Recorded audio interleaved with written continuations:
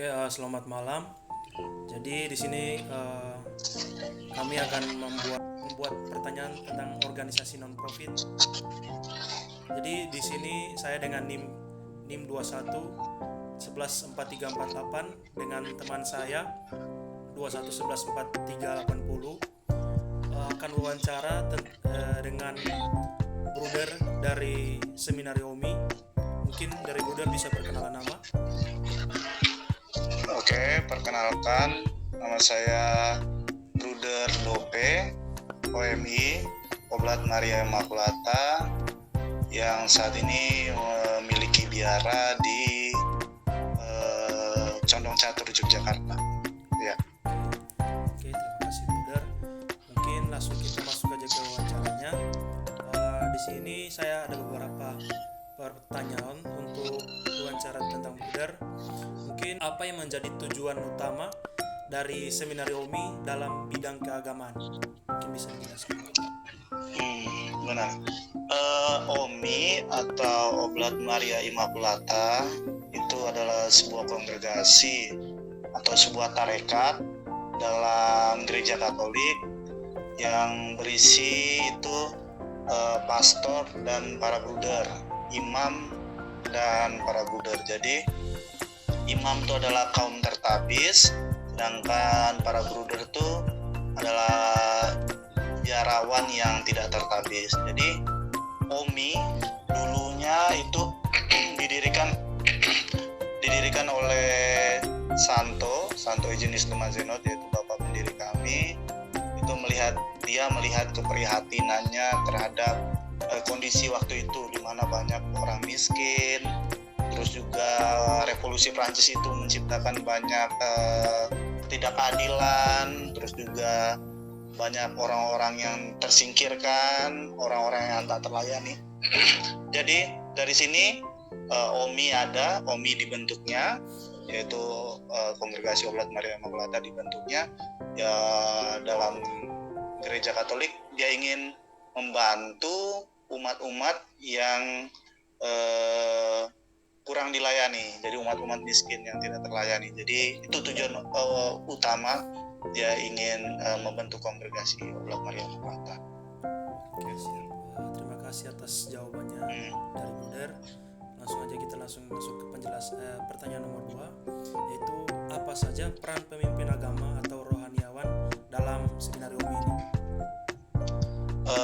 Peran pemimpin agama, jadi kami di kongregasi OMI itu kan ada dua, ada pastor, ada juga para bruder. Jadi kalau pastor kan jelas sebagai seorang pemimpin agama dalam gereja Katolik, yaitu memimpin umat dalam ekaristi, dalam ibadat, dalam misa, terus juga bagaimana melayani umat seperti kayak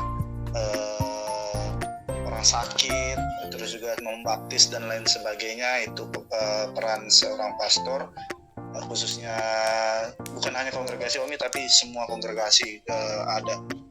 Dan juga para bruder sebaliknya, karena dia tidak tertabiskan, akhirnya perannya di dalam gereja ini apa? Jadi perannya itu melayani umat tanpa ekaristi. Jadi seperti kalau dalam dunia pendidikan, terus juga di dalam kegiatan-kegiatan sosial, yayasan dan sebagainya. Nah, para bruder bisa bekerja di dalam situ. Jadi kalau spesialisasi atau kekhususan dalam OMI itu sama seperti yang tadi pertama sudah saya jelaskan, bahwa melayani orang-orang miskin. Jadi orang-orang miskin itu banyak bentuknya.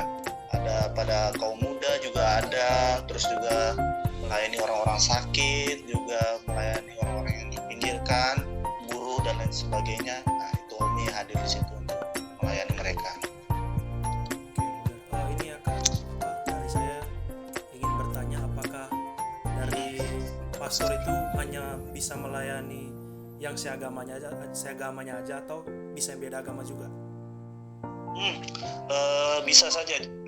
Apalagi kalau kayak ekumene itu kan kayak gabungan dari gereja-gereja. Jadi dan juga dari luar-luar agama lain itu juga bisa. Cuman memang gerakannya bukan dalam bidang keagamaan khusus, maksudnya ritual-ritual dalam ibadat dan sebagainya, tapi lebih pada kegiatan-kegiatan sosial, terus kegiatan melayani orang-orang yang non Katolik khususnya itu, yaitu dalam bidang pendidikan, sosial dan lain sebagainya. Jadi tetap bisa melayani mereka meskipun tanpa harus dengan ritual-ritual atau ibadat-ibadat khusus dalam gereja Katolik. Jadi kayak gitu. Oke, siap. Terima kasih atas jawabannya Budar.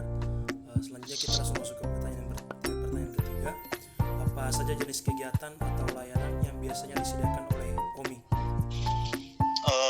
OMI, Oblat Maria Immaculata, itu seperti yang sudah saya katakan, keprihatinannya terhadap orang-orang miskin. Jadi layanan yang diberikan tuh seperti, kalau selain paroki, karena memang pastor atau imam itu melayani di paroki itu mempunyai yayasan-yayasan sosial yang bergerak dalam bidang pendidikan, terus bagaimana memberdayakan umat-umat yang miskin supaya mereka nanti kelak bisa mandiri dan dapat memberdayakan ekonomi mereka. Terus juga bagaimana juga dalam dunia pendidikan, terus jadi bisa melayani orang-orang miskin yang tidak punya biaya pendidikan, yang sehingga mereka kesulitan untuk sekolah, ya kami hadir di situ untuk memberikan pendidikan bagi mereka. Dunia kesehatan juga ada, terus juga anak muda. Jadi kalau anak muda ya kelihatan banget kalau di Jogja itu kan, seperti anak-anak Amikom, anak-anak kampus-kampus lain ketika datang ingin memakai tempat atau menggunakan tempat di seminari tinggi, kami dengan senang hati menerima itu, karena memang keprihatinan dan jenis pelayanan kami untuk kaum muda itu sangat tinggi. Jadi kami dengan senang hati menerima anak-anak muda untuk mau kami layani. Jadi seperti itu. Oke, siap Budar. Terima kasih atas jawaban telah diberikan. Mungkin itu saja dari 3 pertanyaan yang ingin saya wawancarai, karena dari tugas kepemimpinan ini juga menjelaskan tentang organisasi non-profit. Jadi dari kelompok kami mengambil itu dalam bidang keagamaan. Mungkin tidak ada kata lagi selain mungkin limpah banyak terima kasih yang telah bantu kami juga dari Bruder. Baik-baik.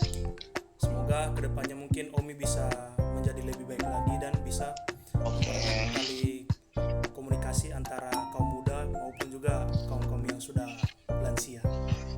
Iya, terima kasih. Mungkin itu saja dari presentasi dari kelompok kami bersama Bruder. Sekian dan terima kasih. Terima kasih Bruder. Terima kasih Nando, terima kasih semua.